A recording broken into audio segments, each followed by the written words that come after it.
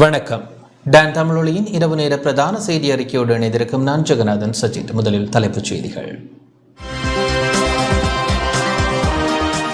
இலங்கை இந்திய கப்பல் சேவையும் ராமர் பால திட்டங்களும் மீண்டும் ஆரம்பிக்கப்படும் என இந்திய உயர்ஸ்தானிகர் தெரிவிப்பு.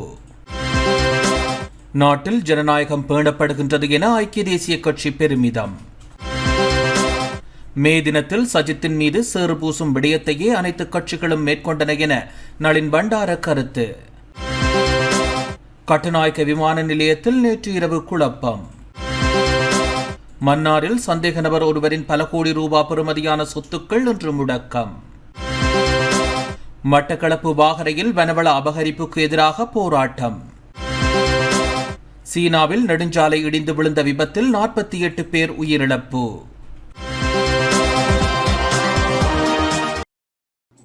தொடர்வது முதன்மை செய்தி.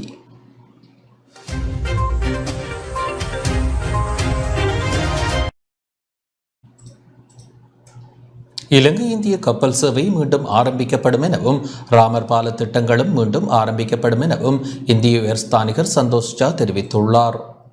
இலங்கைக்கும் இந்தியாவுக்கும் இடையில் நடாத்தப்பட்டு இடைநிறுத்தப்பட்டுள்ள கப்பல் சேவை மீண்டும் ஆரம்பிக்கப்படும் எனவும் ராமர் பாலம் அமைப்பது தொடர்பான வேலை திட்டங்களும் மீண்டும் ஆரம்பிக்கப்பட உள்ளதாக இலங்கைக்கான இந்திய உயர்ஸ்தானிகர் சந்தோஷ் ஜா தெரிவித்தார். மட்டக்களப்பு மாவட்டத்திற்கு விஜயம் மேற்கொண்டுள்ள இலங்கைக்கான இந்திய உயர்ஸ்தானிகர் சந்தோஷ் ஜா இன்று காலை மட்டக்களப்பு நகரில் உள்ள காந்தி பூங்காவில் மகாத்மா காந்தியின் சிலைக்கு மாலை அணிவித்து மரியாதை செலுத்தினார். மட்டக்களப்பு மாவட்ட தமிழ் தேசிய கூட்டமைப்பின் நாடாளுமன்ற உறுப்பினர் கோவிந்தன் கருணாகரம், மட்டக்களப்பு மாநகர சபையின் ஆணையாளர் ஏந்திரி என் சிவலிங்கம், மாநகர சபையின் முன்னாள் பிரதி முதல்வர் க சதீசீலன் உட்பட பலரும் இதில் கலந்து கொண்டனர். எதிர்வரும் காலங்களில் மட்டக்களப்பிலிருந்து பொத்துவில் நோக்கிய ரயில் சேவையினை விஸ்தரிப்பதற்கு இந்தியா நடவடிக்கை எடுக்கும் என்றும் இலங்கைக்கான இந்திய உயர்ஸ்தானிகர் உறுதியளித்துள்ளதாக நாடாளுமன்ற உறுப்பினர் கோ கருணாகரம் தெரிவித்துள்ளார். மட்டக்களப்பு போதனா வைத்தியசாலைக்கு இலங்கைக்கான இந்திய உயர்ஸ்தானிகர் விஜயம் மேற்கொண்டார். இதன்போது இந்திய அரசாங்கத்தினால் நிர்மாணிக்கப்பட்டு வரும் சத்திர சிகிச்சை பிரிவு தொகுதியினையும் அவர் பார்வையிட்டார். இலங்கை இந்திய உறவு திட்டத்தின் கீழ் சுமார் 280 மில்லியன் ரூபாய் செலவில் இந்த சத்திர சிகிச்சை பிரிவு நிர்மாணிக்கப்படுகின்றது. சத்திர சிகிச்சை பிரிவு தொகுதியினை பார்வையிட்ட உயர்ஸ்தானிகர் வைத்தியசாலை நிர்வாகத்துடன் கலந்துரையாடலில் ஈடுபட்டார். வைத்தியசாலைகளின் தேவைகள் தொடர்பிலும் அவர் கேட்டறிந்தார். கலந்துரையாடலில் மட்டக்களப்பு போதனா வைத்தியசாலையின் வைத்திய பணிப்பாளர் வைத்தியர் க கலாரஞ்சனி, பிரதி பணிப்பாளர் சிரேஷ்ட சத்திர சிகிச்சை நிபுணர் ஜிப்ரா, சிரேஷ்ட பொது வைத்திய நிபுணர் மதனழகன் உட்பட பலர் கலந்து கொண்டனர். இந்தியன் ஹை கமிஷனர் அவர்கள் எங்களது புதிதாக கட்டப்படும் சர்ஜிக்கல் காம்ப்ளெக்ஸை பார்வையிடுவதற்காக வந்திருந்தார். இது கிட்டத்தட்ட 280 மில்லியன் செலவில் இந்த கட்டிடம் கட்டப்பட்டு கொண்டிருக்கிறது. வெகு விரைவில் இது கம்ப்ளீட் பண்ணப்பட்டு மக்களின் சேவைக்காக விடப்படும். ஏனைய வசதிகள் சுகாதார அமைச்சினால் செய்து தரப்படும் பட்சத்தில் இந்த பில்டிங்கானது மக்களின் சேவைக்காக வெகு சீக்கிரம் திறந்து வைக்கப்படும். மட்டக்களப்பு காத்தான்குடிக்கும் இலங்கைக்கான இந்திய உயர்ஸ்தானிகர் விஜயம் செய்தார். முகைதீன் மெத்தை பெரிய ஜும்மா பள்ளிவாயலுக்கு இன்று விஜயம் செய்த இந்திய உயர்ஸ்தானிகர் சந்தோஷ் ஜாவை காத்தான்குடி பள்ளிவாயல்கள் முஸ்லிம் நிறுவனங்களின் சம்மேளனம் மற்றும் காத்தான்குடி முகைதீன் மெத்தை பெரிய ஜும்மா பள்ளிவாயல் நிர்வாகத்தினர் வரவேற்றனர். பாடசாலை மாணவர்கள் இலங்கை மற்றும் இந்திய தேசிய கொடிகளை அசைத்து வரவேற்றனர். காத்தான்குடி முகைதீன் மெத்தை பெரிய ஜும்மா பள்ளிவாயல் மண்டபத்தில் வரவேற்பு நிகழ்வு இடம்பெற்றது. மட்டக்களப்பு மாவட்ட நாடாளுமன்ற உறுப்பினர் அலிசாஹிர் மௌலானா, காத்தான்குடி நகரசபை செயலாளர் திருமதி ரிஃப்கா ஷபின் உட்பட காத்தான்குடி பள்ளிவாயல்கள் முஸ்லிம் நிறுவனங்களின் சம்மேளன பிரதிநிதிகள், காத்தான்குடி முகைதீன் மெத்தை பெரிய ஜும்மா பள்ளிவாயல் நிர்வாகத்தினர் என பலரும் கலந்து கொண்டனர். இலங்கைக்கான இந்திய உயர்ஸ்தானிகர் சந்தோஷ் ஜாவுக்கு காத்தான்குடி பள்ளிவாயல்கள் முஸ்லிம் நிறுவனங்களின் சம்மேளனம், காத்தான்குடி முகைதீன் மெத்தை பெரிய ஜும்மா பள்ளிவாயல் நிர்வாகத்தால் நினைவு சின்னமும் வழங்கப்பட்டது. காத்தான்குடி 5 ஃபதுரியா ஜும்மா பள்ளிவாயலுக்கு சென்ற இந்திய உயர்ஸ்தானிகரை அப்துல் ஜவாத் ஆலிம் நம்பிக்கை வலியுல்லாஹ் பொறுப்பு நிதியத்தின் ஸ்தாபக தலைவர் மௌலவி ஏஜே அப்துல் ரவுப் மிஸ்பாஹி வரவேற்றார். தெரிவு செய்யப்பட்ட 100 குடும்பங்களுக்கு இந்திய உதவி திட்டத்தின் கீழ் உலருணவு பொருட்களையும் இந்திய உயர்ஸ்தானிகர் வழங்கி வைத்தார். கிழக்கு பல்கலைக்கழகத்திற்கு தேவையான அனைத்து உதவிகளையும் வழங்குவதற்கு இந்திய அரசாங்கம் தயாராக உள்ளதாக இலங்கைக்கான இந்திய உயர்ஸ்தானிகர் சந்தோஷ் ஜா தெரிவித்துள்ளார். இன்று மாலை கிழக்கு பல்கலைக்கழகத்தின் பந்தாரமூலை வளாகத்திற்கு விஜயம் மேற்கொண்ட இந்திய உயர்ஸ்தானிகரை பல்கலைக்கழக பதில் துணைவேந்தர் தலைமையிலான குழுவினர் வரவேற்றனர். பல்கலைக்கழக சமூகத்தினருடன் கலந்துரையாடலில் ஈடுபட்ட இந்திய உயர்ஸ்தானிகர் இரு நாடுகளின் ஒப்பந்தங்களின் பிரகாரம் மாணவர்கள் பரஸ்பரம் இரு நாடுகளிலும் கற்றல் நடவடிக்கைகளில் ஈடுபடுவதற்கான சந்தர்ப்பம் வழங்கப்படும் என சுட்டிக்காட்டினார். கிழக்கு பல்கலைக்கழகத்தின் 100 மாணவர்களுக்கு புலமைப்பரிசில் நிதியாக இந்திய அரசாங்கத்தினால் ஒதுக்கீடு செய்யப்பட்ட 30 லட்சம் ரூபாவிற்கான காசோலைகளும் இதன்போது வழங்கப்பட்டன.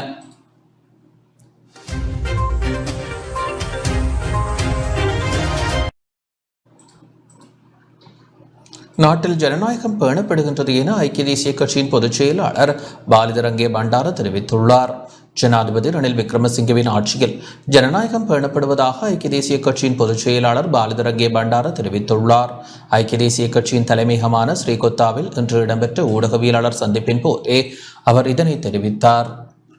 ප්‍රයන්ත්‍රවාදීව කටයුතු කරන්න බැරුව ගියා. එතුමා ගෝල් පේස් පිටියට යනකොට අර මීහරකෙකුට තල්නවා වගේ තල්ලා ඉලෙව්වා.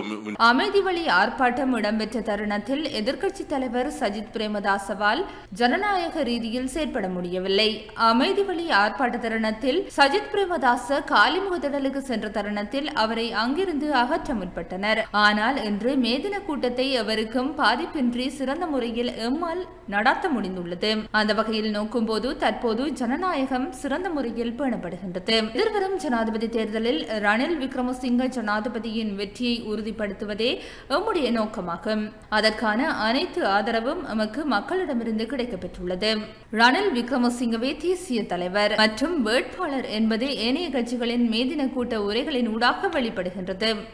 ඔක්තෝබර් මාසයේ පවතින ජනාධිපතිවරණේ රනිල් වික්‍රමසිංහ මහත්තයාගේ ජයග්‍රහණය ශක්තිමත් කිරීම. එතකොට ඒ සඳහා සියලු ජනතාවගේ ආශිර්වාදය අපට ලැබුණා. අනිත් දේශපාලන පක්ෂවල කතා අනුව ඉතාම சஜித்தின் மீது சேறுபூசும் விடயத்தையே அனைத்து கட்சிகளும் மேற்கொண்டன என நாடாளுமன்ற உறுப்பினர் நளின் பண்டார தெரிவித்துள்ளார்.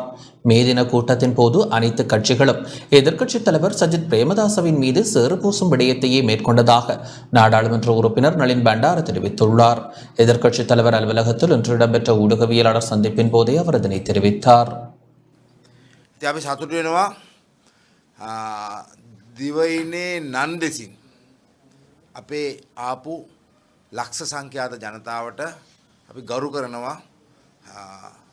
மே தின கூட்டத்தின் போது அனைத்து கட்சிகளும் எதிர்க்கட்சி தலைவர் சஜித் பிரேமதாசவின் மீது சேறு பூசும் விடயத்தையே மேற்கொண்டனர். அதுவும் ஜனாதிபதி ரணில் விக்ரமசிங்க தொடக்கம் அனுரகுமார திசாநாயக்க வரை அதனையே செய்தனர். ஆனால் சஜித் பிரேமதாச எதிர்கால திட்டம் தொடர்பிலேயே பேசினார். அதுவும் எமது ஆட்சி அமைக்கப்படும் போது முன்னெடுக்க எதிர்பார்த்துள்ள திட்டங்கள் குறித்தே பேசினார். ஹரின் பெர்னாண்டோவிற்கு அரசியலில் தற்போது இடமில்லை. அதன் காரணமாகவே அவர் தற்போது ஆளும் தரப்பில் இருந்து கொண்டு துள்ளுகின்றார். எதிர்வரும் பொது தேர்தலில் போட்டியிட்டு ஆசனத்தை பெற்றுக்கொள்ளும் நோக்கிலே அவர்கள் தற்போது சஜித் பிரேமதாசவை விமர்சித்துக் கொண்டுள்ளனர்.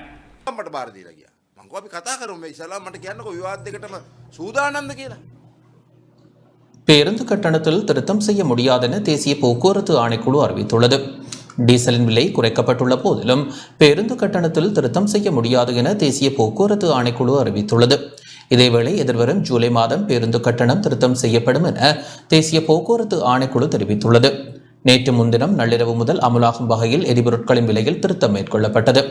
ஒக்டேன் 92 ரக பெட்ரோல் லிட்டர் ஒன்றின் விலை 3 ரூபாவினால் குறைக்கப்பட்டதுடன் ஒக்டேன் 95 ரக பெட்ரோல் லிட்டர் ஒன்றின் விலை 20 ரூபாவினால் குறைக்கப்பட்டது. அதேபோன்று ஆட்டோ டீசல் லிட்டர் ஒன்றின் விலை 30 ரூபாவினால் குறைக்கப்பட்டு 1 லிட்டர் ஆட்டோ டீசல் 333 ரூபாவுக்கு விற்பனை செய்யப்படுகின்றது. சூப்பர் டீசல் லிட்டர் ஒன்றின் விலை 9 ரூபாவினால் குறைக்கப்பட்டு 377 ரூபாவுக்கு விற்பனை செய்யப்படுகின்றமை குறிப்பிடத்தக்கது. கட்டுநாயக்க விமான நிலையத்தில் நேற்றிரவு குழப்ப நிலை ஏற்பட்டது. கட்டுநாயக்க விமான நிலையத்தின் விசா வழங்கும் செயற்பாடுகளை இந்திய நிறுவனம் பொறுப்பேற்றுள்ள நிலையில் நேற்றிரவு விமான நிலையத்தில் குழப்ப நிலை ஏற்பட்டது. இலங்கையின் குடிவரவு குடியகல்வு திணைக்களம் விசா வழங்கும் நடவடிக்கைகளை பல வருடங்களாக முன்னெடுத்து வந்த நிலையில் புதிய நிறுவனம் மேலதிகமாக $25 அறவிட்டுள்ளது. வழமையாக அறவிடப்படும் $75 மேலதிகமாக இந்திய நிறுவனம் $25 அறவிட்டுள்ளதாக தெரிய வந்துள்ளது. இதன் காரணமாக விமான நிலையத்தில் நீண்ட வரிசையில் மக்கள் காத்திருப்பதையும் மக்கள் அதிகாரிகளை குற்றம் சுமத்துவதையும் காண்பிக்கும் காணொளிகள் சமூக ஊடகங்களில் வெளியாகியுள்ளன. காங்கேசன்துறை மற்றும் நாகப்பட்டினம் பயணிகள் கப்பல் சேவை எதிர்வரும் 13ஆம் தேதி மீள ஆரம்பிக்கப்பட உள்ளது. யாழ்ப்பாணம் காங்கேசன்துறை மற்றும் இந்தியாவின் நாகப்பட்டினம் இடையிலான பயணிகள் கப்பல் சேவை எதிர்வரும் 13ஆம் தேதி மீள ஆரம்பிக்கப்பட உள்ளதாகவும் இருவழி கட்டணமாக 34,200 ரூபாய் அறவிடப்படும் எனவும் இன்ஸ்ரீ படகு சேவை தனியார் நிறுவனத்தின் முகாமைத்துவ பணிப்பாளர் நிரஞ்சன் நந்தகோபன் தெரிவித்துள்ளார். இன்று டான் தொலைக்காட்சிக்கு வழங்கிய விசேட நேர்காணலில் இதனை தெரிவித்தார். எங்களுடைய கப்பல் சிவகங்கை வரும் 13ஆம் தேதி நாகப்பட்டினத்திலிருந்து காங்கேசன்துறைக்கு பயணிகள் சேவையை ஆரம்பிக்க இருக்கின்றது. இந்த சேவையானது தினசரி காலை 8 மணிக்கு நாகப்பட்டினத்திலிருந்து புறப்பட்டு மத்தியானம் 12 மணிக்கு காங்கேசன் துறைமுகத்தை வந்தடையும் என்று எதிர்பார்க்கப்படுகிறது. திரும்பும் பயணத்தில் மத்தியானம் 2 மணி அளவில் காங்கேசன்துறையிலிருந்து புறப்பட்டு மாலை 6 மணிக்கு நாகப்பட்டினத்தை சென்றடைவதாக உத்தேசித்துள்ளோம். இந்த சேவைக்கான நாங்கள் கட்டணம் மொத்தமாக பார்த்தீங்கன்னா கிட்டத்தட்ட 34,500க்குள்ளே தான் இந்த டிக்கெட்டுகள் வரும். இதன் மூலம் தொப்புள் கொடியுறவென்று நாங்கள் சொல்கிற தமிழ்நாட்டுடன் மேலும் நெருக்கமான தொடர்புகள் ஏற்படுத்தப்பட்டு எங்களுடைய உறவுகள் மேம்படும் என்று நாங்கள் நம்புகின்றோம். தமிழ்நாடு அரசாங்கத்துக்கு கீழே வரக்கூடிய மேரிடைம் போர்டு என்ற நிறுவனத்துக்கு அவைனுக்கு கீழே தான் நாகப்பட்டினம் துறைமுகம் அவைன்ற கட்டுப்பாட்டில் தான் வருது. அதுக்கு இந்திய அரசாங்கம் ஒரு மாதத்துக்கு கிட்டத்தட்ட 72 லட்சம் இந்திய ரூபாய்கள் மானியமாக கொடுக்கினம் பயணிகள் முனையத்தை நிர்வகிக்கிறதுக்காக. இலங்கை துறைமுக அதிகார சபை இதுக்குண்டான எந்த விதமான பயணிகள் கட்டணமும் எடுக்க இல்லை. பயணிகளுக்கு 60 கிலோ வரையிலான பொதிகளை தங்களுடைய சொந்த பொதிகளாக எடுத்து செல்லக்கூடிய அளவுக்கு நாங்கள் வசதிகள் செய்து கொடுத்துருக்குறோம். அதுக்கு எந்த விதமான கட்டணமும் கிடையாது. இந்த 60 கிலோவுக்கு மேலே நீங்கள் கொண்டு வந்தீங்கன்னு சொன்னால் அதுக்கு நிறைய சார்ஜஸ் நாங்கள் போடுறோம். ஒவ்வொரு நாளும் பயணிகள் சேவைகள் நடக்க போகுது. தினசரி சேவை திங்கட்கிழமையிலேருந்து ஞாயிற்றுக்கிழமை வரைக்கும் நடக்கும். இந்தியாவுக்கு போகிறதுக்கு 2 வகையில் நீங்கள் விசாவுக்கு அப்ளை பண்ணலாம். ஒன்று இ விசா, அது டெல்லியிலேருந்து உங்களுக்கு எலக்ட்ரானிக்கலாக அப்ளை பண்ணினீங்கன்னா உங்களுக்கு வரும் 3 நாள் 72 மணி நேரத்தில் வரும். காங்கேசன்துறை நாகப்பட்டினம் சேவைக்கு தற்போதைய நிலைமையில் அந்த இ விசாவில் நீங்கள் நாகப்பட்டினத்துக்கு போக முடியாது. அது நீங்கள் போகிறதா இருந்தால் யாழ்ப்பாணத்தில் இருக்கிற இந்திய தூதரகத்துக்கு எங்களோட டிக்கெட்டை கொண்டே கொடுத்தீங்கன்னா ஒரே நாளில் உங்களுக்கு டூரிஸ்ட் விசா தருவினோம். இ விசாவில் இன்றைய நிலைமைக்கு அது உங்களுக்கு போய் வர முடியாது. இதற்கு முக்கிய காரணம் நாகப்பட்டினம் துறைமுகத்தில் இருக்கக்கூடிய குடிவரவு குடியகல்வு நிர்வாகம் தமிழ்நாடு அரசாங்கத்துக்கு கீழே வருது. இந்த இ விசா மத்திய அரசாங்கத்தினுடைய நிர்வாகத்தில் இருக்குது. ஆனபடியினால் நாகப்பட்டினத்திலிருந்து இ விசாவால் வெளியேறவும் முடியாது, இ விசாவை பாவித்து இந்தியாவுக்குள் நுழையவும் முடியாது. வெளிநாட்டில் இருந்து இ விசாவோட வாராக்கள் விமானத்தில் தான் யாழ்ப்பாணத்துக்கு வரலாமே ஒழிய நாகப்பட்டினம் கப்பலால் யாழ்ப்பாணம் வர முடியாது, காங்கேசன்துறைக்கு வர முடியாது. ஸ்டிக்கர் விசாவோட வந்துச்சுனோம்னா நாங்கள் அவையில் அலோவ் பண்ணலாம். டபுள் என்ட்ரி அல்லது ட்ரிபிள் என்ட்ரி எடுத்து வந்துச்சுனோம்னா நாகப்பட்டினத்திலேருந்து காங்கேசன்துறைக்கு வரலாம். காங்கேசன்துறையிலேருந்து திருப்பி நாகப்பட்டினத்துக்கு போய் திருச்சி மூலமாக ஃப்ளைட்டில் வேண்டிய இடங்களுக்கு போகக்கூடியதாக இருக்கும். மன்னாரில் சந்தேக நபர் ஒருவரின் பல கோடி ரூபாய் பெறுமதியான சொத்துக்கள் இன்று முடக்கப்பட்டுள்ளன. மன்னார் மாவட்டத்தில் சந்தேக நபர் ஒருவரின் 9 கோடியே 30 லட்சம் ரூபாய் பெறுமதியான சொத்துக்கள் இன்று முடக்கப்பட்டுள்ளன.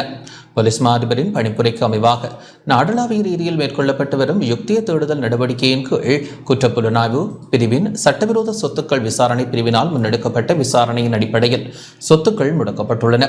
தலைமன்னார் பகுதியைச் சேர்ந்த 43 வயதான சந்தேக நபர் ஒருவருக்கு சொந்தமான 2 வீடுகள், சொகுசு வாகனம் உள்ளடங்கலாக 9 கோடியே 30 லட்சம் ரூபாய் பெறுமதியான சொத்துக்கள் நீதிமன்ற அனுமதியுடன் முடக்கப்பட்டுள்ளன. குறித்த சந்தேக நபர் 2002ஆம் ஆண்டு அரச வீட்டு திட்டம் ஒன்றை பெற்று 2 படகுகளை வைத்து சாதாரண வாழ்க்கை வாழ்ந்து வந்த நிலையில் 2019ஆம் ஆண்டுக்கு பின்னர் குறிப்பிட்ட காலத்திற்குள் பல கோடி சொத்துக்களை சேர்த்துள்ளார்.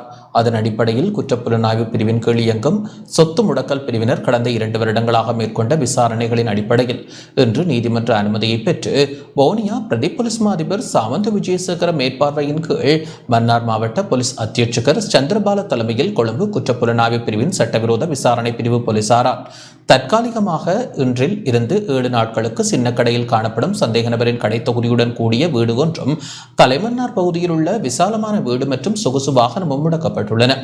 இந்த நிலையில் சந்தேக நபர் மேலதிக விசாரணைகளுக்காக மன்னார் போலீஸ் நிலையத்தில் ஒப்படைக்கப்பட்டுள்ள நிலையில் போலீசார் உயர் நீதிமன்ற அனுமதியுடன் சொத்துக்களை அரசுடைமையாக்கும் செயற்பாட்டை மேற்கொள்ளும் நடவடிக்கையில் ஈடுபட்டுள்ளனர். வடக்கு மாகாணத்தில் சட்டவிரோத சொத்துக்கள் முடக்கப்பட்டுள்ளமை இதுவே முதன்முறை என்பதுடன் இதேபோன்று சட்டவிரோதமான சொத்துக்கள் ஈட்டிய பல்வேறு நபர்கள் தொடர்பில் விசாரணைகள் மேற்கொள்ளப்படுவதாக போலீஸ் தரப்பு குறிப்பிட்டுள்ளது.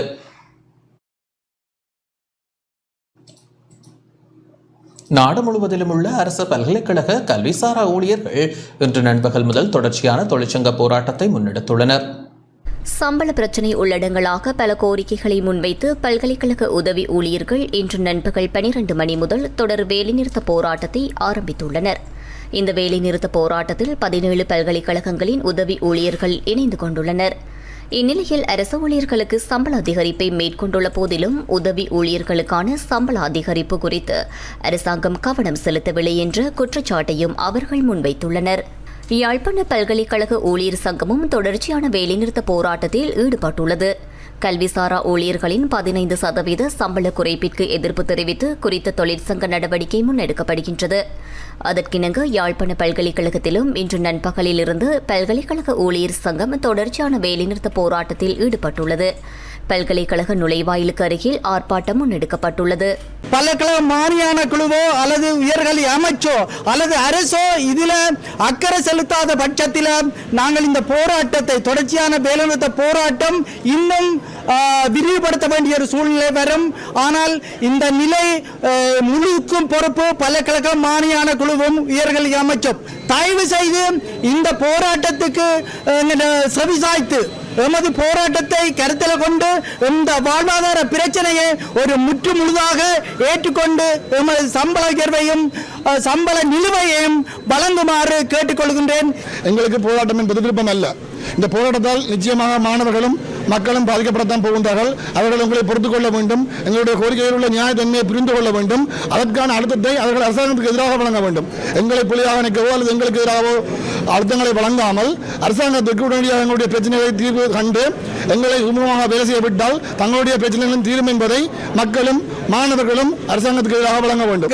அரசு எலெக்ஷனை அறிவித்து விட்டால் எமக்கான எந்த தீர்வையும் பெற்றுக்கொள்ள முடியாத ஒரு நிர்பந்தத்துக்கு நாங்கள் தள்ளப்படுவோம் என்ற ரீதியில் நாங்கள் இந்த போராட்டத்தில் இறங்கியுள்ளோம். இந்த போராட்டத்தை மிக இறுக்கமான முறையில் அதாவது பரீட்சைகளை நிறுத்தி நீர் வழங்கல் சேவைகள் இவைகள் அனைத்தையும் நிறுத்தி பல்கலைக்கழகங்களில் பண்ணை மேற்பார்வைகள் இதுகள் இருக்கின்றது, உயிரினங்கள் இருக்கின்றன, இவைகளை பராமரிப்பு சேவைகள் அனைத்தையும் நிறுத்தி நாங்கள் ஒரு இறுக்கமான நிலைமையில் இந்த போராட்டத்தில் இறங்கப் போகின்றோம் என்பதை முன்கூட்டியே அறிவித்திருக்கின்றோம். இதனால் அரசுக்கு பெரும் கோடிக்கணக்கில் மில்லியன் கணக்கிலான நட்டம் ஏற்படும். இதற்கான முழு பொறுப்பும் அரசாங்கமே. இதேவேளை வவுனியா பல்கலைக்கழக கல்விசாரா ஊழியர்களும் பணி பகிஷ்கரிப்பில் ஈடுபட்டுள்ளனர். பல்கலைக்கழக நுழைவாயிலில் கவனஈர்ப்பு போராட்டம் ஒன்றினையும் முன்னெடுத்திருந்தனர். நாடளாவிய ரீதியில் சம்பள உயர்வு உட்பட பல்வேறு கோரிக்கைகளை முன்வைத்து அனைத்து பல்கலைக்கழக தொழிற்சங்க கூட்டுக்குழுவினால் முன்னெடுக்கப்பட்டு வரும் பணி பகிஷ்கரிப்புக்கு ஆதரவு தெரிவிக்கும் வகையில் வவுனியா பல்கலைக்கழக கல்விசாரா ஊழியர்கள் குறித்த போராட்டத்தில் ஈடுபட்டனர். முக்கிய நோக்கம் என்னவெனில் 2 முக்கிய விடயங்களை இங்கே நாங்கள் சிந்திக்க வேண்டும். அதாவது பல்கலைக்கழக ஊழியர்களாகிய நாம் 2 பக்கங்களில் அடிவாங்கிய வண்ணம் இருக்கின்றோம். பொது நிர்வாகத்தை பொறுத்த வரைக்கும் அங்கே 107% சம்பள அதிகரிப்பானது ஏற்கனவே வழங்கப்பட்டு விட்டது. எனினும் எமக்கு அது மறக்கப்பட்ட நிலையில் நாம் இப்பொழுது 92% சம்பளத்தையே பெற்றுக் கொண்டிருக்கின்றோம். பல்கலைக்கழக எமது கல்வி சாரா ஊழியர்களை பொறுத்த வரைக்கும் அந்த MCA கொடுப்பனவானது மறுக்கப்பட்டு காணப்படுவதால் எமது வாழ்க்கை செலவு அதாவது மிகுதியாக காணப்படுவதால் எமது வாழ்வாதாரத்தை கொண்டு செல்ல முடியாத சூழ்நிலை காணப்படுகிறது. ஆதலால் தான் நாம் இந்த பல்கலைக்கழக வளாகத்திலே இன்று தொடக்கம் தொடர்ச்சியான வேலைநிறுத்த போராட்டத்தில் ஈடுபடுகிறோம் என்பதனை ஆணித்தரமாக இங்கே குறிப்பிட விரும்புகின்றோம். இந்த தொடர்ச்சியான பணிப்படை போராட்டமானது எதிர்வரும் 8ஆம் தேதி அமைச்சரவைக்கு சமர்ப்பிக்க உள்ள பத்திரத்தின் உப குழுவில் எங்களோட தீர்மானங்கள் சரியாக மேற்கொள்ளப்படும் இடத்து இதன் அடுத்த கட்ட நடவடிக்கை பற்றி தீர்மானிக்கப்படும். இன்று மாணவர்கள் நலன் கருதி அத்தியாவசிய சேவைகள் அதாவது நீர் வழங்கல் இடம்பெற்றுக் கொண்டிருக்கிறது. இந்த 8ஆம் தேதி நடைபெறவுள்ள அமைச்சரவை உபகுழு கூட்டத்தில் எமக்கான சரியான தீர்வுகள் எட்டப்படாத விடத்து அத்தியாவசிய சேவைகளும் இடைநிறுத்தப்பட்டு இந்த போராட்டம் மேலும் வலுவடையும் என்பதை நான் இந்த இடத்தில் பதிவிட விரும்புகிறேன். அரசு நிறைவேற்று அலுவலர்களின் கூட்டமைப்பினர் தொழிற்சங்க நடவடிக்கையில் ஈடுபட்டனர். அரசு நிறைவேற்று அலுவலர்களின் கூட்டமைப்பினர் இன்று வேலைநிறுத்த போராட்டத்தை முன்னெடுத்தனர். சம்பள பிரச்சினையை முன்வைத்து நிறைவேற்று அலுவலர்களின் கூட்டமைப்பினர் இன்றும் நாளையும் அரசு சுகையின விடுமுறை போராட்டத்தை முன்னெடுத்துள்ளனர். இதன் காரணமாக பரீட்சை பெறுபவர்களை பெறுவதற்காக கல்வி அமைச்சிற்கு வருகை தந்தவர்கள் பெரும் அசௌகரியத்தை எதிர்கொண்டிருந்தனர். இந்த வேலைநிறுத்த போராட்டத்தில் கல்வி, சுகாதாரம், பொறியியல் மற்றும் விவசாயத்துறை சார் நிறைவேற்று அதிகாரிகளும் இணைந்து கொண்டுள்ளனர். இதன்போது கருத்து தெரிவித்த அரசு நிறைவேற்று அலுவலர்களின் கூட்டமைப்பின் தலைவர் கேஎல் உதயஸ்ரீ, தெரிவு செய்யப்பட்ட சில துறையினருக்கு அரசாங்கம் சம்பள அதிகரிப்பை மேற்கொண்டுள்ளது. அதன் காரணமாக குறித்த துறைகளை சார்ந்த நிறைவேற்று அதிகாரிகள் அசௌகரியத்தை எதிர்கொண்டுள்ளனர். அந்த பிரச்சினைக்கான தீர்வை வலியுறுத்தியே நாம் இந்த வேலைநிறுத்த போராட்டத்தை முன்னெடுத்துள்ளோம். இந்த எதிர்ப்பு நடவடிக்கையில் கல்வித்துறை சார் அதிகாரிகள் 200 பேர் இணைந்து கொண்டனர். பரீட்சைகள் திணைக்களம், மாகாண கல்வி பணிமனை, வலய கல்வி பணிமனை உள்ளிட்டவைகளும் இதன்போது இணைந்தன.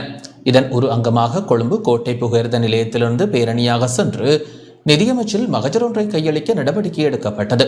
இந்த நிலையில் குறித்த இடத்திற்கு விரைந்த பாதுகாப்பு படையினர் அவர்களை நிதி அமைச்சிற்கு அழைத்துச் சென்றனர்.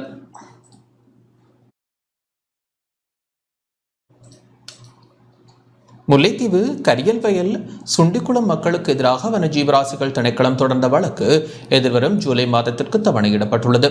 முல்லைத்தீவு கரியல்வயல் சுண்டிக்குளம் பகுதிகளை அண்மித்துள்ள 130 பேருக்கு எதிராக வனஜீவராசிகள் திணைக்களத்தினால் தொடரப்பட்ட வழக்கு இன்று முல்லைத்தீவு நீதிமன்றில் விசாரணைக்கு எடுத்துக் கொள்ளப்பட்ட நிலையில் எதிர்வரும் ஜூலை மாதத்திற்கு தவணையிடப்பட்டுள்ளது.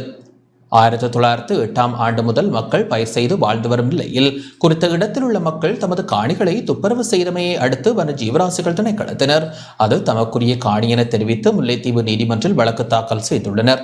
சுண்டிக்குளம் தேசிய பூங்காவிற்குள் உட்சென்றமை, தாவரங்களை வெட்டி வெளியாக்கியமை, காணிகளை வெளியாக்கியமை, பாதைகளை அமைத்தல் மற்றும் பாதைகளை பயன்படுத்தியமை போன்ற காரணங்களை முன்வைத்து வழக்கு பதிவு செய்யப்பட்டுள்ளது. குறித்த வழக்கு 7 டிசம்பர் 2023 அன்று இடம்பெற்று இன்றைய தினத்திற்கு தவணையிடப்பட்டிருந்தது. அதற்கமைய இன்று குறித்த வழக்கு விசாரணைக்கு எடுத்துக் கொள்ளப்பட்டது. இந்த நிலையில் வழக்கானது 3ஆக பிரிக்கப்பட்டு எதிர்வரும் ஜூலை மாதம் 19ஆம் திகதி, 25ஆம் திகதி, 26ஆம் திகதிகளுக்கு தவணையிடப்பட்டுள்ளது. இதன்போது மக்கள் சார்பில் சட்டத்திரணி சி தனஞ்சயன் முன்னிலையாகியிருந்தார். எங்களுடைய காணியை நாங்கள் வெட்டமில்லை, துப்புரவாக்கமில்லை, பயல் செய்யும். இதற்கெல்லாம் வழக்கு நடக்குது. இப்ப 4 தவணையாக போட்டிருக்கிறோம். விவசாயத்தில் சென்ற வருடம் மிகவும் வறுமைக்கோட்டுக்குள்ள எந்த லாபமும் இல்லாமல் சென்றாங்க. இந்த வருடம் வழக்குக்கு காசை செலவழிக்க வேண்டிய துப்பாக்கிய நிலையிலே எங்களுடைய மக்கள் அனைவரும் இருக்கின்றார்கள். எங்களுக்கு வழக்கு பிரிச்சிருக்கு 3. அதாவது 19ஆம் தேதி ஒரு வழக்கு, 25ஆம் தேதி ஒரு தவணை, 7ஆம் மாதம் 26ஆம் தேதி ஒரு தவணையாக பிரிச்சிருக்கணும். எங்கள்கிட்ட ஆவணங்களை நாங்கள் ஃபைல் பண்ணி ஆவணங்களை நாங்கள் வர்ற தவணைக்கு நல்ல சிறந்த முறையில் அந்த வழக்கை நாங்கள் கொண்டு போறதுக்கு சட்டத்திறனிகளுக்கு சிறந்த முறையில் உதவி செய்வோம் என்று நான் கூறிக்கொள்ள விரும்புகிறேன். இந்த கரியல் வயல் காணிகள் அளந்து கொடுபட்ட 1967ஆம் ஆண்டு மாத்தலன், பொக்கண, வலைமடம், முள்ளிவாய்க்கால் போன்ற ஆட்களுக்கு நீட்பாசன வசதி உள்ள காணிகள் இல்லை என்று அப்போது இருந்த வவுனியா கச்சேரி, அப்போது இருந்த காரிய அதிகாரி காணி கச்சேரி வச்சு 60 பேருக்கு 3 ஏக்கரா காணி அளந்து லொட் நம்பர் போட்டு இந்த காணி எட்டின ரிஷி, காதி எட்டின ரிஷி 60 பேருக்கு அந்த காணியை கொடுத்த மூட்டத்தில் எனக்கு 16 வயது. நானும் அங்க போய் காடு வெட்டினான். பிறகு 81ஆம் ஆண்டு இல்லத்துல டிஆர்ஓவாய் காசி பிள்ளை என்று சொல்லி ஒரு ஆள் ஏஜியா இருந்தவர், அவர் காணி கச்சேரி வச்சு ஆட்களுக்கு அப்போதைய காணி சட்டத்தின்படி ஒரு விவசாயிக்கு 1 ஏக்கர் வயற்காணி வழங்கலாம் என்று காணி வழங்கி பெர்மிட்டுகளும் வழங்கப்பட்டது. பிறகு 2010-12 முன்குடியேற்றம் விட்ட பிறகு நாங்கள் காணியை துப்புரவு செய்து விலைக்கு கொண்டு வரோம். 2015 வனஜீவராசிகள் திணைக்களம் இந்த காணியை தங்களுக்குரியதென பத்திரமானி அறிவித்தல் வெளியிடப்பட்டது. நாங்கள் வயலில் வயலையும் சேர்த்து எந்த கண்டு போட்டோம். நாங்கள் இது சம்பந்தமாய் எங்கெல்லாம் கதைக்கலுமோ அங்கெல்லாம் கதைச்சு கொண்டிருக்கிறோம். இது இந்த பிரதேசத்துல வாழுகின்ற 7 விவசாயிகள் இந்த வயிற்றிலே அடிச்சு அவங்க குடிக்கிற கஞ்சியே வனஜீவராசிகள் திணைக்களம் பறிக்கிறதான் இந்த வேலை. 127 பேருக்கும் உரிய காணியாக 610 ஏக்கர் காணி விலைக்கு கொண்டுதான் வருவினம். அந்த விவசாய நடவடிக்கையை செய்து கொண்டு வருவினம். இதுல இன்னும் 130 ஏக்கர் காணி 92 பயனாளிகளுக்கு உரியது இன்னும் அதுக்கான அனுமதி கூட வழங்கப்படவில்லை. அடுத்த தவணைகள் போடப்பட்டிருக்கிறதால் அந்த தவணைகளையாவது எங்களுக்குரிய நியாயம் இதனோட கிடைக்க வேண்டும் என்று நாங்கள் எதிர்பார்க்கின்றோம். இந்த வழக்கிலே உள்ள மக்கள், அநேகமான மக்கள் ஏற்கனவே தனியார் காணிகளாக பிரிட்டிஷ் உறுதி என அழைக்கப்படுகின்ற நூற்றாண்டுக்கு முற்பட்ட உறுதிகள் வழங்கப்பட்ட மக்களும், தனியார் காணியினுடைய சொந்தக்காரர்களாக இருக்கின்ற மக்களும், அரச காணி அனுமதி பத்திரம், எல்டிஓ காணி அனுமதி பத்திரம் பெற்ற மக்கள் உள்ளடங்கலாக 100க்கும் மேற்பட்ட மக்களுக்கு எதிராக இந்த வழக்குகள் பதிவு செய்யப்பட்டிருந்தது.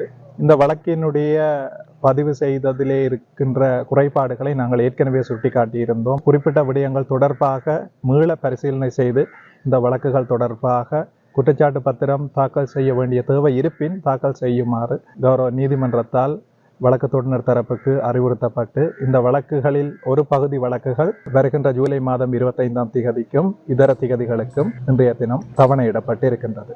மட்டக்களப்பு வாகரையில் வனவள அபகரிப்புக்கு எதிராக போராட்டம் முன்னெடுக்கப்பட்டது. மட்டக்களப்பு வாகரையில் மேற்கொள்ளப்படும் கனியமண் அகழ்வு இறால் பண்ணை திட்டங்களுக்கு எதிராக முற்போக்கு தமிழர் கழகத்தின் ஏற்பாட்டில் போராட்டம் முன்னெடுக்கப்பட்டது. ராஜாங்க அமைச்சர் எஸ் வியாழேந்திரன் தலைமையில் வாகரையில் இருந்து கதிரவழி பிரதேச செயலகம் வரை பேரணி ஒன்றும் இடம்பெற்றது. பிரதேச செயலாளரிடம் இதன்போது பல்வேறு கோரிக்கைகள் அடங்கிய மகஜரும் கையளிக்கப்பட்டது. பொது அமைப்புகள் மற்றும் பொதுமக்கள் என பலர் போராட்டத்திலும் பேரணியிலும் பங்கேற்றனர். ஒட்டுமொத்த மட்டக்களப்பு மக்களையும் இணைத்துக் கொண்டு மட்டக்களப்பு டவுன்ல 2019 ஏப்ரல் 20 இல்முனைட் தொடக்கம் இந்த ராழ்பண்ணைகளுக்கு எதிராக பாரிய ஆர்ப்பாட்டத்தை மேற்கொண்ட ஒரே ஒரு தமிழ் எம்பி நான் தான். சரிதானே? இதை முதலாவது நாங்க விளங்குவோம். இப்ப நீங்க என்ன நினைக்கிறீங்கடா, இதுக்கு நாங்க கொஞ்சம் இப்ப இதுக்கு நாங்க ஆதரவானாக்குன்ற எண்ணத்தை நீங்க சிலர் கொண்டு வரலாம். அப்படி என்ன 2019 ஏப்ரல் 20 எங்களோட ஆர்ப்பாட்டம் நடக்குது. 21 குண்டு வெடிக்குது. உயிர்த்த ஞாயிறு தாக்குதல்ல 300க்கு மேற்பட்ட கொல்லப்பட்டதால் மட்டக்களப்பில் 35க்கு மேற்பட்டவர்கள் கொல்லப்பட்டார்கள். என்னுடைய குடும்ப உறுப்பினர் 2 பேர் கொல்லப்பட்டார்கள். ஏன் நான் உங்களை சொல்றேன்னு சொன்னா, அன்றைக்கு 2019 ஏப்ரல் 20 வாகரை பிரதேச மக்களுக்காக செய்த ஆர்ப்பாட்டத்தில் அந்த குண்டு வெடிக்கப்பட்டிருந்தால் அன்றைக்கு 450-500 பேர் வெள்ளக்குட்டி சந்தி அல்லது தேவநாயகர்களுக்குள்ளே மடிஞ்சிருப்பாங்க. நீங்க ஒரு விஷயத்தை விளங்கிக் கொள்ளணும். வாகரை பிரதேசத்தில் எங்களுக்கு அல்லது எனக்கு 1 ஏக்கர் காணியை நீங்க காட்ட முடியாது. எங்களை பொறுத்தவரைக்கும் வாகரை பிரதேசம் என்பது எங்களுடைய பார்வையில, எங்களுடைய அரசியல் குறிப்பா முற்போக்கு தமிழர்களை பொறுத்தவரைக்கும் பாலும் தேனும் ஒரு இயற்கை வளம் நிறைந்த பிரதேசம். இவ்வாறான ஒரு இயற்கை வளம் நிறைந்த பிரதேசத்தில் மிக முக்கியமான விஷயம், நாங்கள் இன்றைக்கு இல்முனைட்டுக்கு எதிராக போராடுறோம், ராழ்பண்ணைக்கு எதிராக போராடுறோம். இதெல்லாம் எண்ணத்தில் செய்யப்படுறது, காணிகள் தான் செய்யப்படுது. நாங்கள் இன்றைக்கு வாகரையில ஒழுங்குபடுத்திய ஆர்ப்பாட்டத்தின் தொனிப்பொருளே ஒட்டுமொத்த வாகரை நிலவளத்தை அபகரிக்காது. நிலவளம் 2009 யுத்தம் மௌனிக்கப்படும் வரை நிலத்தை பாதுகாப்பதற்கு நடந்தது. நிலத்தை பாதுகாத்தால் இங்கு இல்முனைட்டும் வராது, ஆளும் வராது, இங்க எதுவும் வராது. கிளிநொச்சி மாவட்ட சுற்றுச்சூழல் தொடர்பான கலந்துரையாடல் ஒன்று இடம்பெற்றது. கிளிநொச்சி மாவட்ட சுற்றுச்சூழல் தொடர்பான கலந்துரையாடல் மாவட்ட பதில் அரசாங்க அதிபர் எஸ் முரளிதரன் தலைமையில் இன்று இடம்பெற்றது. மாவட்ட செயலக மாநாட்டு மண்டபத்தில் இடம்பெற்ற குறித்த கலந்துரையாடலில் மாவட்டத்தில் சட்டவிரோத மணல் அகழ்வை தடுத்து பிரதேச செயலகங்களில் மண் விற்பனை நிலையங்களை உருவாக்குவது தொடர்பில் கலந்துரையாடப்பட்டது. அத்துடன் உலக சுற்றாடல் தினத்தை முன்னிட்டு ஜனாதிபதியால் சுற்றுச்சூழல் வாரமாக பிரகடனப்படுத்தப்பட்டுள்ள மே மாதம் 30 முதல் ஜூன் மாதம் 5ஆம் தேதி வரையான காலப்பகுதியில் சுற்றாடல் சார்ந்த நிகழ்ச்சி திட்டங்களை நடைமுறைப்படுத்துவது தொடர்பாகவும் ஆராயப்பட்டது.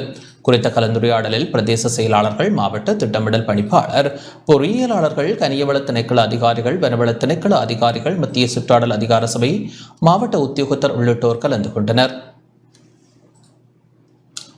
வருகின்ற ஜூன் 5ஆம் தேதி உலக சுற்றாடல் தினம் கொண்டாடப்பட்டு வருகின்றது. அந்த தினத்தினை சிறப்பாக கொண்டாடுவதற்கு, பொதுமக்களுக்கு தேவையான விழிப்புணர்வுகளை வழங்குவதற்குமாக ஒரு நிகழ்வுகளை இதனோடு சேர்ந்து திணைக்களங்களை ஒழுங்கமைத்து செய்ய வேண்டியிருந்தது. அதன் அடிப்படையிலே பிரதேச செயலகங்கள், பிரதேச சபைகள், உள்ளூராட்சி திணைக்களம், நீர்ப்பாசன திணைக்களம், வனவள திணைக்களம், வன ஜீவராசிகள் திணைக்களம் மற்றும் இதனோடு தொடர்பான திணைக்களங்கள் இணைத்து மே 30ஆம் தேதியிலிருந்து ஜூன் 5ஆம் தேதி வரையான 7 நாட்களையும் ஒரு சுற்றாடல் வாரமாக கொண்டாடுவதற்கு நடவடிக்கை எடுக்கப்பட்டு வருகின்றது. நிலம் சார்ந்து, வழி சார்ந்து நீர் சார்ந்து உயிர் பல்வகமை சார்ந்து பல்வேறு நிகழ்ச்சி திட்டங்களை இந்த மாவட்டத்தில் இருக்கின்ற இதனோடு சார்ந்த திணைக்களங்கள் மேற்கொள்ள வேண்டிய தேவை இருக்கின்றது. அதன்படி மரநடுகை, கழிவு முகாமைத்துவம், நீர் ஏந்து பகுதிகளினுடைய தூய்மைப்படுத்தல் இவ்வாறான பல்வேறு செயல் திட்டங்களை நடைமுறைப்படுத்துவதற்கு ஜனாதிபதி செயலகம் அதுக்கான அறிவுறுத்தல்களை வழங்கியிருக்கின்றது. மே 30ஆம் தேதியிலிருந்து ஜூன் 5ஆம் தேதி வரையிலான 7 நாட்களும் இந்த வேலை திட்டம் சிறப்பாக மேற்கொள்ளப்படும் என அறிவித்திருக்கின்றது. அம்பாறை கல்முனை 18வது விஜயபாகு காலாட் படைப்பிரிவு இராணுவத்தினரால் பயனாளி ஒருவருக்கு வீடொன்று நிர்மாணித்து கொடுக்கப்பட உள்ளது. பெண் தலைமை தாங்கும் குடும்பம் ஒன்றுக்கு அம்பாறை கல்முனை 18வது விஜயபாகு காலாட் படைப்பிரிவு முகாம் இராணுவத்தினரால் வீடொன்று நிர்மாணித்து கொடுப்பதற்கான அடிக்கல் இன்று நாட்டப்பட்டுள்ளது. அம்பாறை மாவட்ட இலங்கை இராணுவத்தின் 24வது காலாட்படை பிரிவின் கட்டளை தளபதி மேஜர் ஜெனரல் அனில் பெரேராவின் ஆலோசனைக்கமைய 241 இராணுவ பிரிவின் கட்டளை அதிகாரி கேர்னல் தணிக்கப்பத்திரன வழிகாட்டுதலில் வீடு நிர்மாணிக்கப்பட உள்ளது. கல்முனை வடக்கு பிரதேச செயலகத்திற்குட்பட்ட சேனை குடியிருப்பு ஒன்று கிராம உத்தியோகத்தர் பிரிவில் வசிக்கும் பயனாளிக்கு வீடு வழங்கப்பட உள்ளது. அடிக்கல் நாட்டும் நிகழ்விற்கு பிரதம விருந்தினராக 241 இராணுவ பிரிவின் கட்டளை அதிகாரி கேர்னல் தணிக்கப்பத்திரன கலந்து கொண்டார்.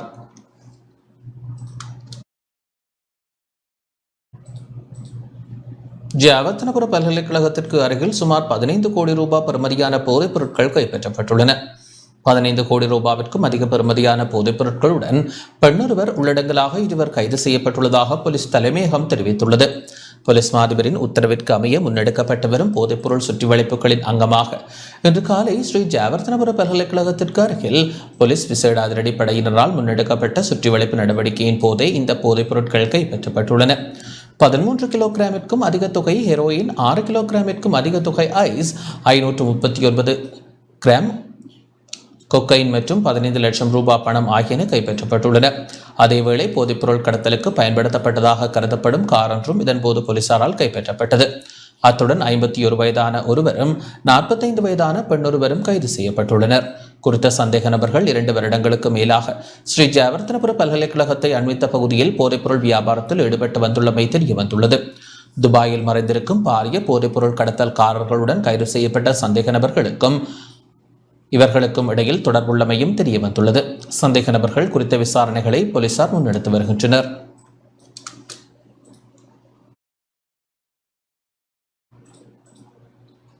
புதிய ஆளுநர்கள் 2 பதவி பிரமாணம் செய்துள்ளனர். புதிய ஆளுநர்கள் 2 இன்று ஜனாதிபதி முன்னிலையில் பதவி பிரமாணம் செய்துள்ளனர். வடமேல் தென் மாகாணங்களுக்கான ஆளுநர்கள் 2 இன்று ஜனாதிபதி ரணில் விக்ரமசிங்க முன்னிலையில் பதவி பிரமாணம் செய்துள்ளனர். அதற்கிணங்க வடமேல் மாகாண ஆளுநராக நசீர் அகமட் பதவி பிரமாணம் செய்துள்ளதுடன் தென் மாகாண ஆளுநராக லக்ஷ்மன் ஜாப்பா அபேவர்த்தன பதவி பிரமாணம் செய்துள்ளார்.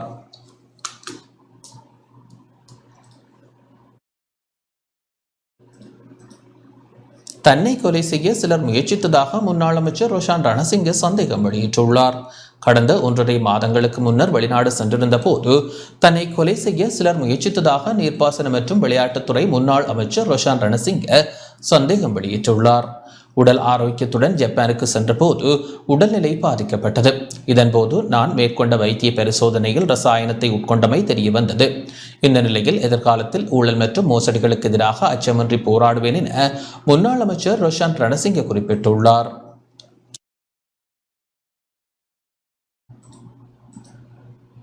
மேதின கூட்டம் ஜனாதிபதி தேர்தலுக்கான சிறந்த ஆரம்பம் என நாடாளுமன்ற உறுப்பினர் காவிந்த ஜெயவர்தன தெரிவித்துள்ளார். மேதின கூட்டம் ஜனாதிபதி தேர்தலுக்கான சிறந்த ஆரம்பமாக அமைந்துள்ளது என நாடாளுமன்ற உறுப்பினர் காவிந்த ஜெயவர்தன தெரிவித்துள்ளார். எதிர்க்கட்சித் தலைவர் அலுவலகத்தில் இன்று இடம்பெற்ற ஊடகவியலாளர் சந்திப்பின் போதே அவர் இதனை தெரிவித்துள்ளார். හැබැයි ඓතිහාසික මැදිනයක් සමගි ජන බලවේගයට පවත්වන්නට පුළුවන්කම ලැබුණා.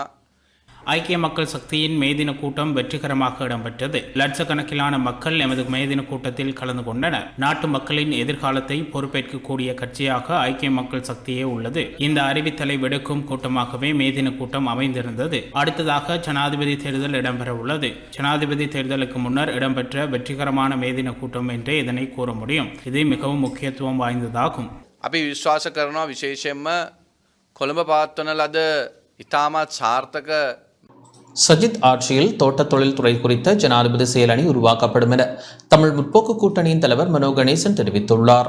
சஜித் பிரேமதாச தலைமையிலான அரசாங்கத்தின் ஆட்சியின் கீழ் 48 மணி நேரத்திற்குள் தோட்ட தொழில்துறை குறித்த ஜனாதிபதி செயலணி உருவாக்கப்படும் என தமிழ் முற்போக்கு கூட்டணியின் தலைவர் மனோ கணேசன் தெரிவித்துள்ளார். கொழும்பில் இன்று இடம்பெற்ற ஊடகவியலாளர் சந்திப்பின் போதே அவர் இதனை தெரிவித்துள்ளார். தோட்ட தொழிலாளர்களின் சம்பளம் தொடர்பாக வெளியிடப்பட்டிருக்கின்றது. பாராட்டுகிறேன், வாழ்த்துகிறேன், நல்ல விஷயம். ஆனால் இது பாதிக்கிணறு தாண்டப்பட்டிருக்கின்றது. தோட்ட உரிமையாளர்கள் நிறுவனத்தை சேர்ந்தவர்கள் சொந்தமாக வழக்கு தொடர போவதாக அது உடன்பட முடியாது என்று சொல்கிறார்கள். ஆகவே அவர்களை எதிர்த்து போராட வேண்டும். அந்த போராட்டத்துக்கு அனைவரையும் மனை திரட்டி கொண்டு செல்ல வேண்டும், விடுக்கெடுக்கக்கூடாது. ஒருவேளை அரசாங்கத்தை சார்ந்தவர்கள், ஜனாதிபதியாக இருக்கலாம், அமைச்சர்களாக இருக்கலாம், அவர்கள்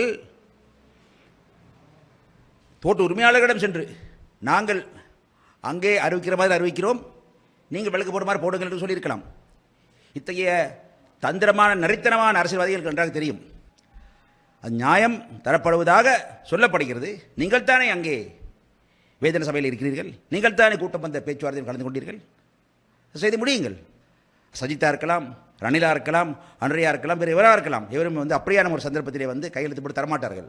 அது அங்கே அது மூலமாக 1000 வாக்கு வரும் என்றால் இங்கே 10,000 வாக்கு குறைந்துவிடும். நூதனமான முறையில் வர்த்தகர்களிடமிருந்து பணம் பெறும் குழு தொடர்பில் வர்த்தகர்கள் மிகவும் அவதானமாக இருக்க வேண்டும் என பொது சுகாதார பரிசோதகர்கள் சங்க தலைவர் உப்புல் ரோஹண தெரிவித்துள்ளார்.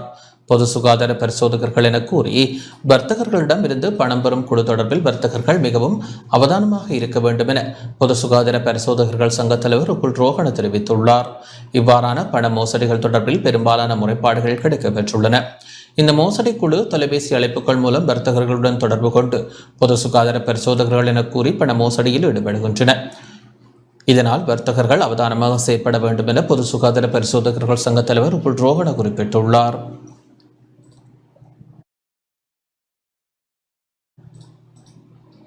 யாழ்ப்பாணம் காரிநகர் தனியார் சிற்றூர்தி சங்கத்தினர் இன்று போராட்டத்தில் ஈடுபட்டனர். வழித்தட அனுமதிகள் விற்கப்படுவதற்கு எதிர்ப்பு தெரிவித்து யாழ்ப்பாணம் காரிநகர் தனியார் சிற்றூர்தி சங்கத்தினர் இன்று போராட்டத்தில் ஈடுபட்டனர். வழித்தட அனுமதி நேர அட்டவணை தொடர்பில் வீதி பயணிகள் போக்குவரத்து அதிகார சபையின் அத்துமீறலை எதிர்த்து வடக்கு மாகாண ஆளுநர் அலுவலகம் முன்பாக போராட்டம் முன்னெடுக்கப்பட்டது. அத்துடன் ஆளுநர் அலுவலகமும் முற்றுகையிடப்பட்டது. இதன்போது ஆளுநர் சார்பில் வருகை தந்த அதிகாரியிடம் மகஜர் ஒன்று கையளிக்கப்பட்டது.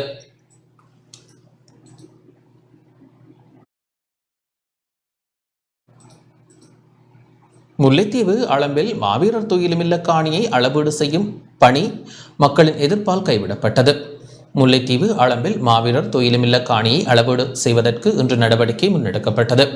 நில அளவை திணைக்களத்தினர் கரைதுறை பெற்று காணி உத்தியோகத்தர்கள் உள்ளிட்டவர்கள் குறித்த மாவீரர் துயிலுமில்ல காணியை அளவீடு செய்ய வருகை தந்திருந்த போது 23வது சிங்க ரெஜிமெண்ட் படைக்கு காணியை வழங்க முற்படுவதாக மக்களால் குற்றம் சாட்டப்பட்டது.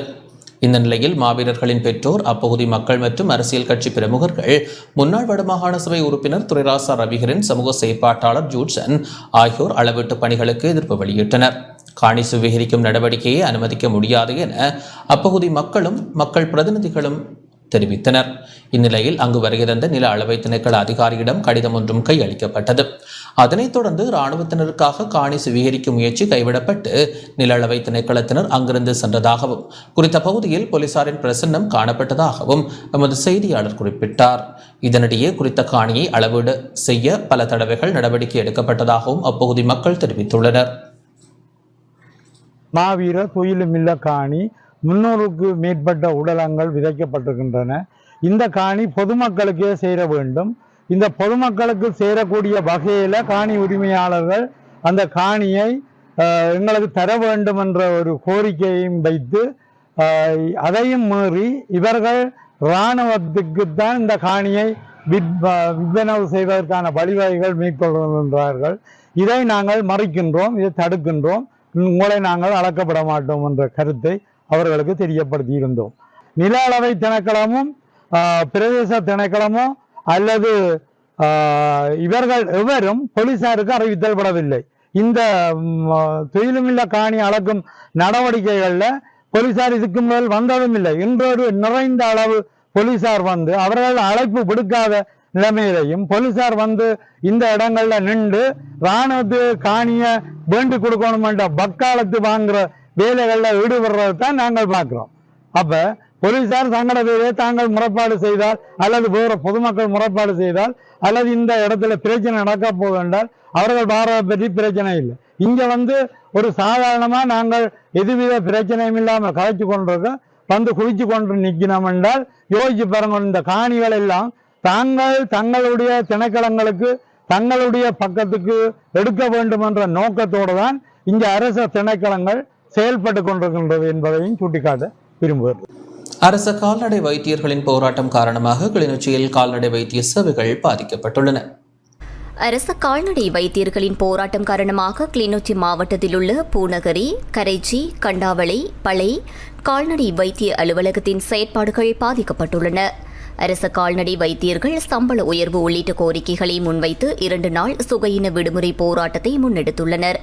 இதனால் அரச கால்நடை வைத்தியர் அலுவலகத்திற்கு கால்நடைகளுக்கு சிகிச்சை மேற்கொள்ள கால்நடைகளுடன் சென்ற மக்கள் சேவைகளை பெற்றுக்கொள்ள முடியாமல் திரும்பி செல்ல வேண்டிய நிலை ஏற்பட்டது. இதேபோன்று முல்லைத்தீவு புதுக்குடியிருப்பிலும் அரசு கால்நடை வைத்தியர்கள் போராட்டத்தில் ஈடுபட்டுள்ளனர். முல்லைத்தீவு புதுக்குடியிருப்பிலும் அரசு கால்நடை வைத்தியர்கள் போராட்டத்தில் ஈடுபட்டுள்ளதால் சேவைகள் பாதிக்கப்பட்டுள்ளன. வவுனியாவில் அரசு கால்நடை வைத்தியர்களும் சுகையின விடுமுறை போராட்டத்தில் ஈடுபட்டுள்ளனர்.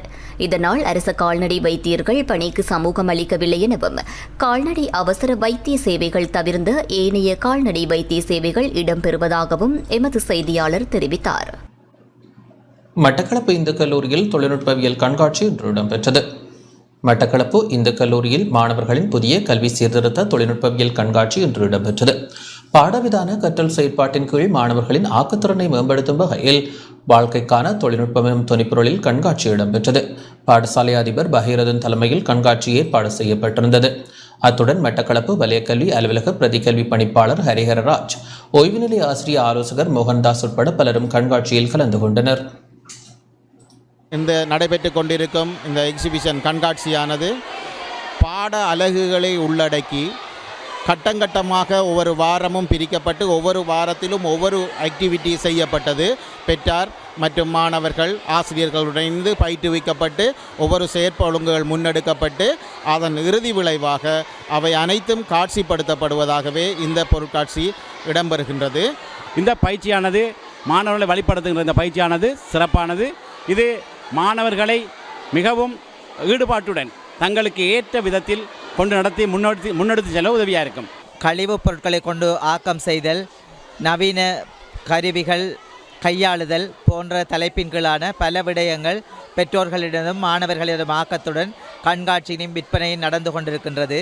மிகவும் குறைவான காலகட்டத்தில் ஏற்பாடுகளுடன் இவ்வாறான ஒரு கண்காட்சியினை ஒழுங்கு செய்து நடத்திய பாடசாலை அதிபர் மற்றும் பொறுப்பாசிரியர்களுக்கு வலய கல்வி அலுவலகம் சார்பாக மனப்பூர்வமான நன்றியினை இந்த இடத்தில் தெரிவித்துக் கொள்கின்றேன். இத்துடன் இந்த செய்தி அறிக்கை நிறைவடைகின்றது. வணக்கம்.